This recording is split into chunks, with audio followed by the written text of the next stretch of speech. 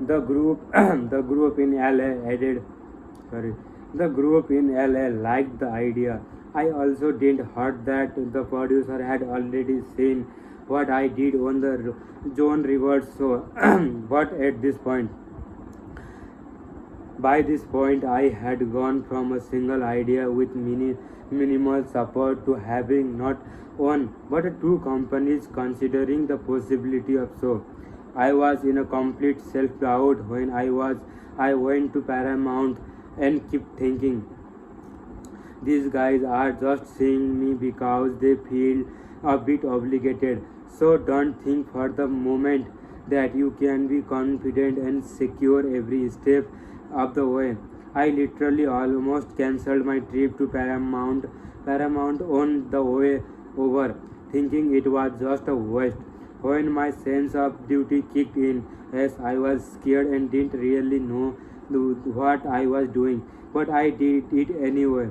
I had to remember that emotion are overrated, and the boogeyman and the boogeyman's job is to keep me down. Again, pay attention to all the successful strategies I am illustrating here because they were the what guided me for decision and should guide yours. Upon meeting member of the group, I was shocked to find they had already spent time coming up with the own version of so with me. All my fears about their lack of interest, like most fear, were completely unfounded when both of these groups researched me that both commented, it's like you are everywhere, omnipresence.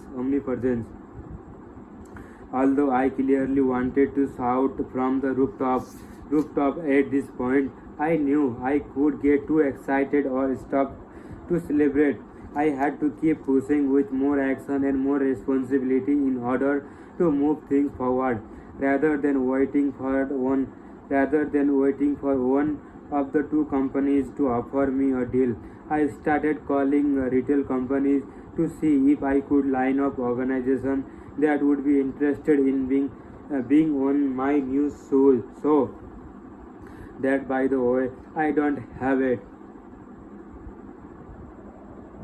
Although this would normally be the production company's job. First, there was no deal or company to do this at. Second, I hate waiting. And third, I wanted to move things forward to the point where no one could walk away. Was I being too aggressive, acting in a socially unacceptable way, and breaking the agreed upon rules? Could this offend someone? Absolutely. Look, if either of these groups said no to me, none of the what I was doing would matter to them anyway. It was interesting that when we called companies to let them know about the show, not only were people interested in being on it, they also started asking us how we could help them before the show. We landed multiple new accounts just by making the call about the show. I then informed the New York group that I was lining up organizations that wanted to be involved in the show. The producer told me to slow down, to which I replied, I can tell you I will, but I won't. That did come out. This call was what did what did come out of this call was that the group in New York agreed to shoot a teaser piece of the show. We all agreed that Harley dealership would make for the great visual and fantastic story. After the dozenth phone call, we found the company willing to agree, but I still didn't have the commitment from New York. At once, I told them that I had the idea placed ready to go. They could not say no. They agreed to send a crew to shoot me up for 2 days. Understand that when you keep pushing forward, something will result. I found myself with no experience shooting a TV show, no script, no notes, no preparation, and really no idea of what we were actually going to do. But I was on my way to shoot 2 days in the largest Harley store in the world. Commit first, figure out the rest later. I was walking with a group of people I had never walked with, and frankly, I was scared to death.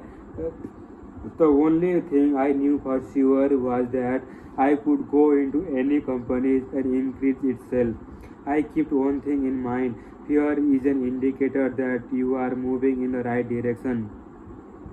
To put myself at ease, I focused my attention on the future and reminded myself on my goal.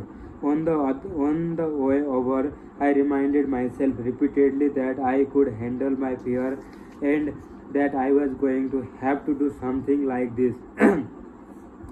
Otherwise, people would never come to know about me and my ability to help people. Remember, only your only real problem is obscurity. I kept giving myself pep talks.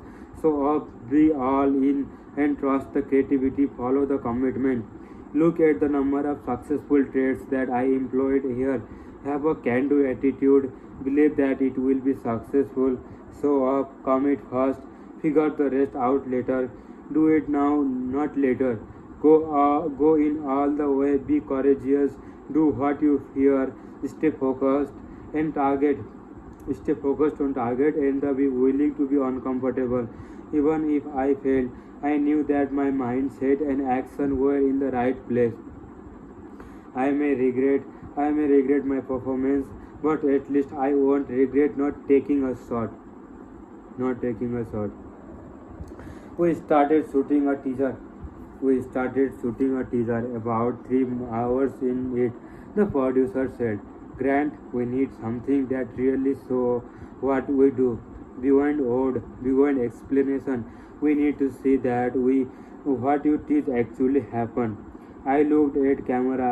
I looked at the cameraman and said, "Turn on, turn on that camera and follow me." Then I took over an Harley showroom floor by going from customer to customer and engaging each of them. I had clients getting on and off bikes. I was moving them around, taking photos of them and texting photo to their spouse at the home with message like I am about to sell your husband a motorcycle. It was fun and easy, incredibly powerful to interact with customer and handle their objection, resistance and the problem. And they have it all recorded on the camera. At the end of the first day, the producer looked at me and asked, "Can you do this with my company anywhere?" I am sure, I am sure you know by now by now what I told him. But just in a case you don't, I will repeat it here. Dude, I can do this in any company anywhere. Dude, I can do this in any company anywhere. Endless time and so anyone selling anything, how to increase their sales in any economy. He said, "I believe you and I believed in you before I even saw what you just did. Now America has to see this TV show." I asked him for one favor. "Once you get an agreement to meet with the network people, allow me to pitch it to them." I knew that I could sell this show better than anyone else. He agreed, went back to New York and started editing the piece. He called me the following week and told me how excited he was, but that summer season was going to delay his presentation to network. He explained that it would probably be another 4 weeks before he could pitch the reel. But he assured me that everyone will love it. I hadn't heard from him for about 3 weeks, so I started calling him. I knew I would get anywhere in this project without persistence. When we speak, he confirmed that he was still all in. I reminded him of his commitment to me to let me pitch in the executive. He called me back a week later at 6:45 a.m. told me the following: Grant, I have bad news. The network don't want you to come peace and show. Instead, they want to start shooting right away.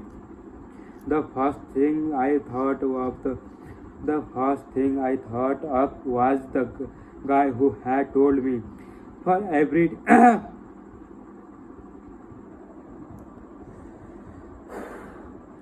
for every TV show that gets made, 300 are pitched. The second thing I thought of was the person who told me that no one wanted to see a show on sale. Stay focused on the future. Be unreasonable about it. Continue to add wood and don't focus on what people say. Say has been done, can be done, and or possible. People are so caught up in their own negativity and losses feel the need to criticize other people's venture as the way to justify keeping up on their own. Never regard the impossible. Instead of stay focused on what you can do to make the supposedly impossible possible. It is good thing I didn't bother to listen to all the naysayers. Huh? Hmm?